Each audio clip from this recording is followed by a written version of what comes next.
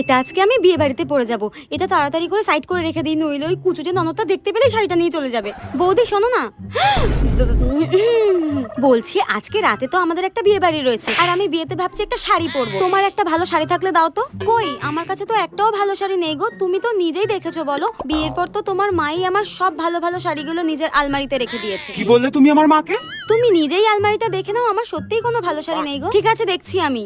হ্যাঁ বৌদি, তোমার পেছনেটা কি গো? কোথায়? কিছু নেই তো। ওই তো পেছনে, ওই তো ডাইনিটার সব দিকে নজর থাকে। এইটা কি সুন্দর শাড়িটা। এটা আসলে কালকে আমার মা দিয়ে গেছিল। আরে আরে, দেখি শাড়িটা দাও দেখি। ওয়াও, শাড়িটা কি সুন্দর। আর তুমি ইচ্ছা করে লুকিয়ে রেখেছিলে না? ডাইনি, শাড়িটা দে বলে দিচ্ছি।